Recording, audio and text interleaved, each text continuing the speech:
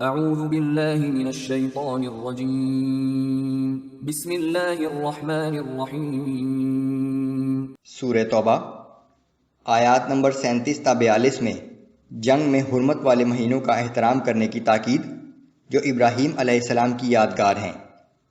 منافقین کو جہاد سے فرار اختیار کرنے پر وعید۔ اللہ ہمیشہ اپنے رسول کی مدد فرمائے گا۔ مسلمانوں کو ہر حال میں اپنی جان اور مال سے جہاد کرنے کی تاکید۔ اعوذ باللہ من الشیطان الرجیم۔ انما النسیء زیادة فی الکفر يضل به الذین کفروا يحلونه عاما ويحرمونه عاما ليواطئوا عدة ما حرم الله فيحلوا ما حرم الله۔ حرمت والے مہینوں کو آگے پیچھے ہٹا دینا کفر میں اضافہ ہے، جس سے یہ کافر لوگ گمراہی میں مبتلا کیے جاتے ہیں کہ وہ ایک سال حرام مہینے کو حلال کر لیتے ہیں اور کسی سال اسے حرمت والا قرار دے ڈالتے ہیں، تاکہ جن مہینوں کو اللہ نے حرمت والا قرار دیا ہے ان کی گنتی پوری کر لیں، پھر جو مہینے اللہ نے حرام قرار دیے ہیں انہیں حلال کر لیتے ہیں۔ زُيِّنَ لَهُمْ سُوءُ أَعْمَالِهِمْ، ان کے برے اعمال ان کے لیے خوشنما بنا دیے گئے ہیں۔ وَاللَّهُ لَا يَهْدِي الْقَوْمَ الْكَافِرِينَ،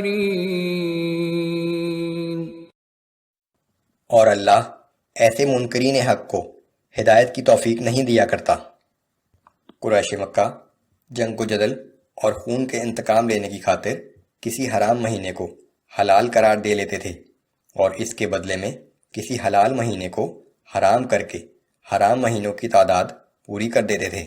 دوسری صورت یہ تھی کہ قمری سال کو شمسی سال کے مطابق کرنے کے لیے اس میں قبیصہ کا ایک مہینہ بڑھا دیتے تھے تاکہ حج ہمیشہ ایک ہی موسم میں آتا رہے اور وہ ان زحمتوں سے بچ جائیں جو قمری حساب کے مطابق مختلف موسموں میں حج کے گردش کرتے رہنے سے پیش آتی ہیں۔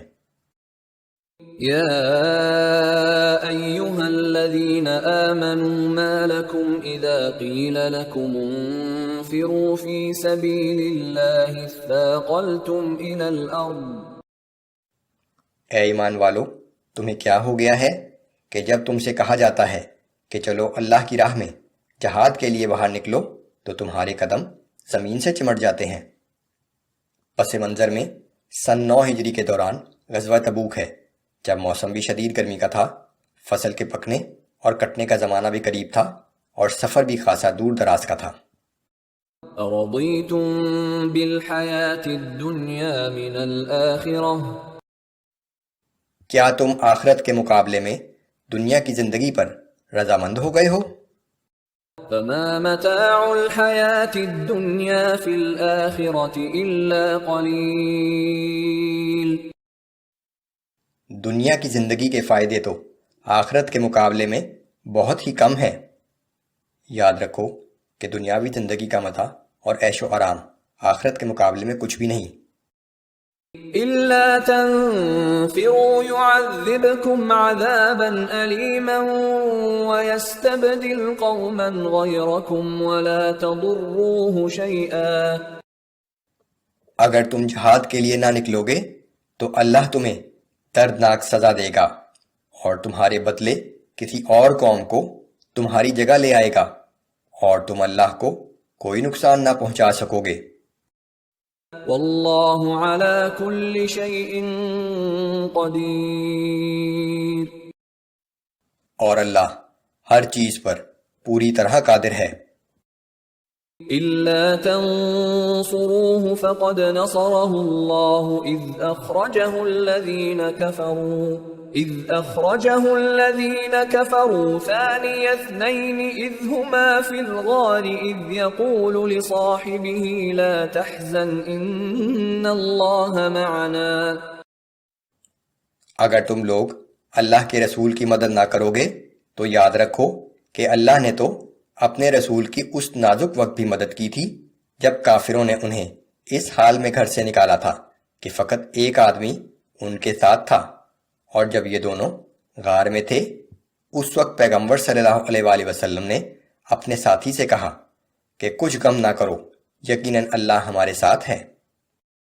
فأنزل الله سكينته عليه وأيده بجنود لم تروها وجعل كلمة الذين كفروا السفلى وكلمة الله هي العليا۔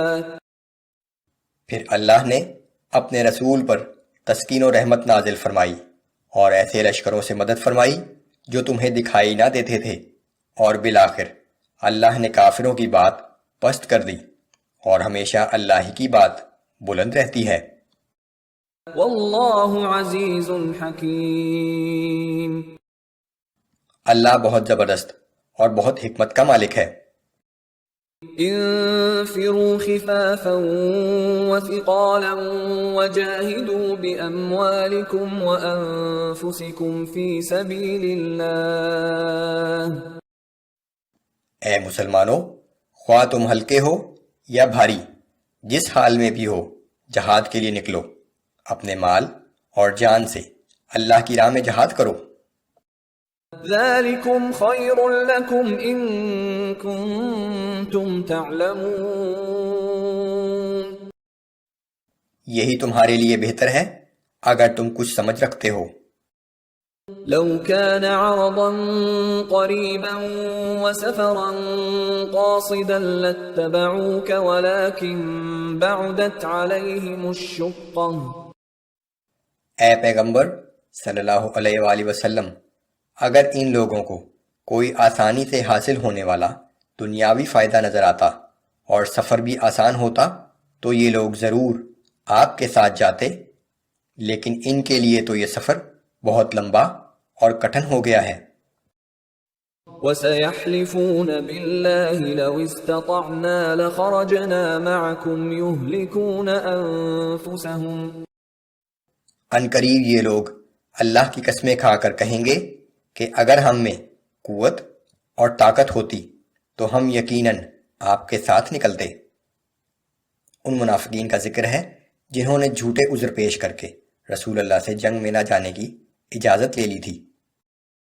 يُهْلِكُونَ أَنفُسَهُمْ وَاللَّهُ يَعْلَمُ إِنَّهُمْ لَكَاذِبُونَ۔ یہ لوگ خود ہی اپنی جانوں کو ہلاکت میں ڈال رہے ہیں، اور اللہ جانتا ہے کہ یقیناً وہ جھوٹے ہیں۔